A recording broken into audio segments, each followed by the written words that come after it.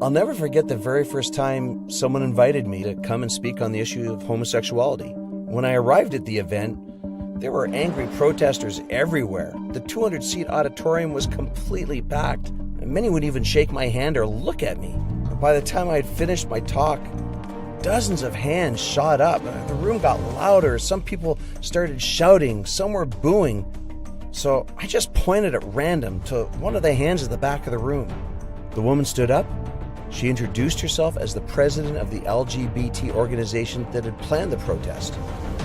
And what she said, I'll never forget.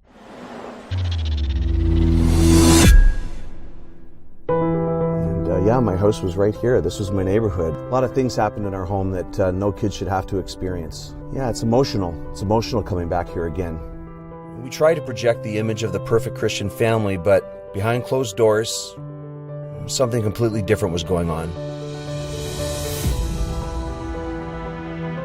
I was a preteen when I first realized that I was attracted to guys.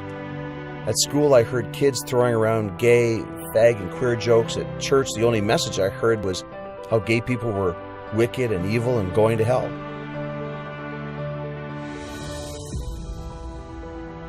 In a vain attempt to find fulfillment, I started having anonymous encounters with men I met at places like the change room at my local gym, and parked cars and known gay hangouts.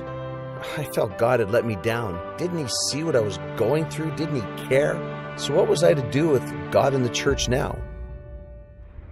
So I don't want to take any more time. Without any further ado, Guy Hammond. You see, what's been happening, though, for the last 50 years is that these two groups, the gay rights movement and Jesus' church, have been going like this. We've been arguing against each other. There's been no reasonable conversation. I've been verbally attacked, laughed at, mocked, protested, threatened, lied about online and in the press. I can tell you it's been both a humbling and a humiliating experience. And I think one of the challenges is sometimes we're not convinced that Jesus is that amazing. We have to be convinced that Jesus changes lives.